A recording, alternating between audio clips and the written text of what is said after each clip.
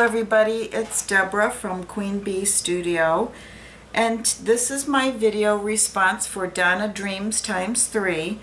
Donna has asked for various techniques, and I'm going to show one today. I actually make washi tape from Gelli plate prints and that are done on deli paper, and I'm going to show you one now. This is a sample.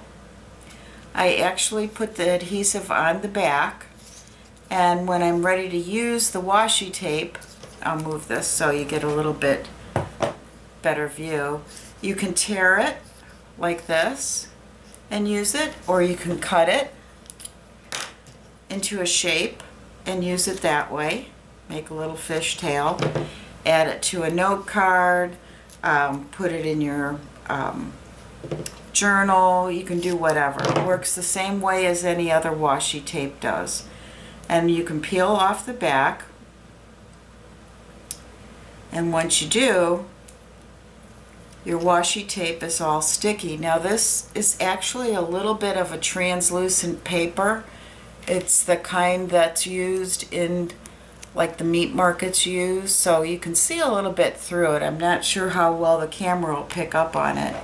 And then I just have a scrap piece of paper here, so you can see that you can just put it down and it acts just like washi tape, because in effect that's exactly what you're making. So what you need is deli paper. Now I happen to use cabinet wax brand, and I have found this at Sam's Club. For those of you that don't have a Sam's Club, I'm sure you can find some type of deli paper. Now the deli paper, if you have a Gelli print plate, the deli paper comes waxy on one side and not shiny on the other, and that's how you can tell the difference on the sides. So when you actually use your plate, you want to print on the non-waxy side. That's one of the key factors. So put your paint down on your plate, make all the prints you like, and make sure that you're on the non-shiny side. So let me just show you an example of what some of them look like. Of course, if you don't know what a Gelli plate looks like, they come in different sizes. This happens to be the 6x6, the small one, and this one happens to be the larger one. I have them in the packaging to keep them preserved. And basically what Gelli printing is mono printing. So you're putting a color down, you're putting a texture down, and then you're pulling up a print. And depending on the colors and the types of textures that you use, you get different results. So here's an example of some of my results that you can get.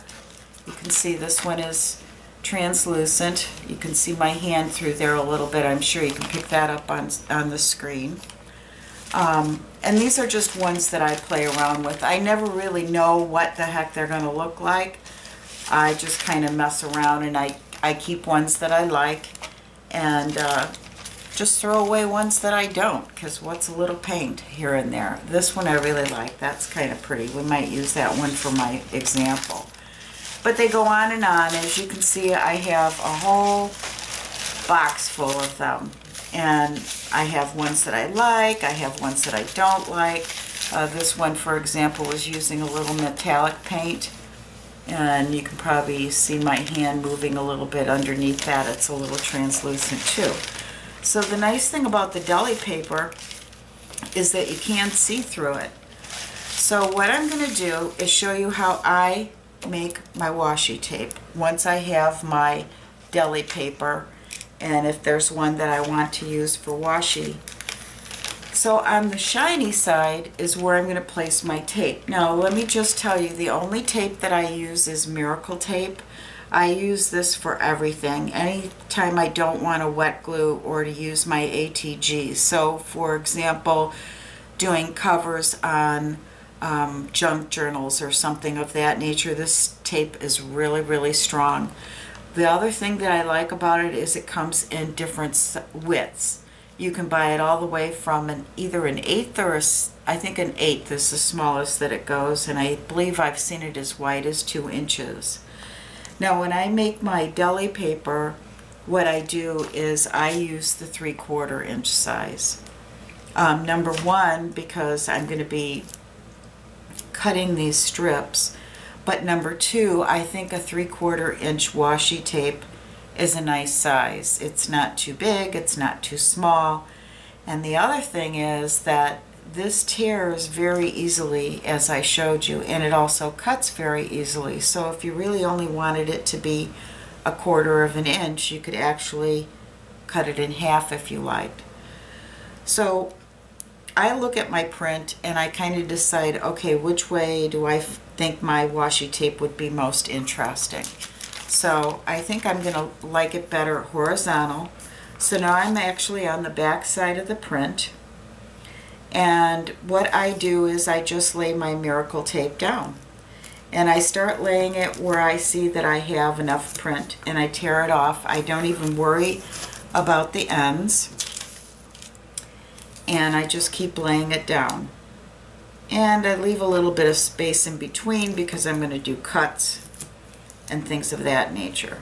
So once I have all my strips down, and I may not even want to cut up a whole sheet of deli paper. I've experimented with Mod Podging this onto cardstock. I'm not too crazy about it. I think I prefer just gluing it down a little bit better.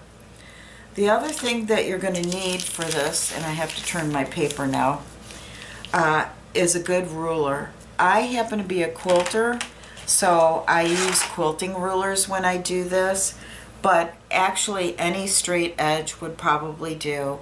And I also use a rotary cutter. Now I have different size rotary cutters. It's just that I use this small blade. I've kind of designated it for paper. Since I do quilting, I don't really want to use this blade on fabric once I'm done using it on paper, but it's not really any big deal. And then what I do is just line up my edge of my ruler to my washi tape, and I try to give it a really good, make sure that I'm butted up against it, and I just cut, and you can see how easily it cuts. Now your ruler might slip and slide a little. That's okay if it does. If your tape goes a little bit bigger than your strip, that's all right. You can fix that later or whatever. I actually have grips on this ruler, but can't seem to figure out how to be able to get the ruler on the table and do the video at the same time, so bear with me, you'll get the idea. But if I were doing this for any other purpose, why then I would probably be using a different ruler that I have, but this one will work. And gonna just cut another strip, and I just go very lightly because the rotary cutters are very potent, shall we say, and I don't feel like cutting my finger off, but by the same token I want to make sure that I'm cutting my strips. Cut the other strip, and voila, you have washi tape.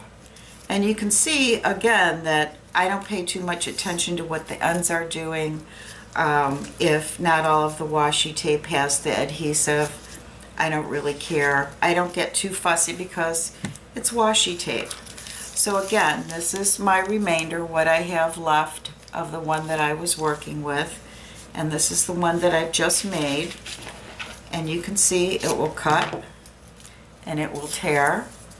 And when I go to put it on my surface, wherever I want to use a little washi tape, it peels right off.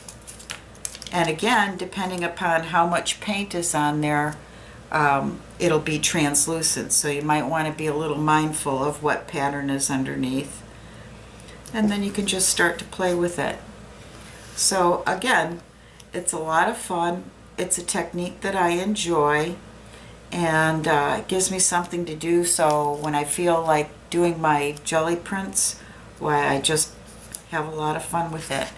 And I'll give you a, let's see, where am I here? There we go. I'll give you a good look. So have fun, you guys. I hope you like this technique, Donna, and it's something a little bit different.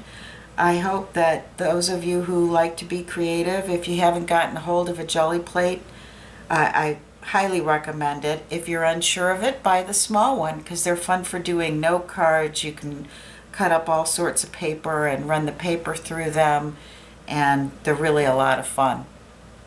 Thanks, you guys. Thanks for watching.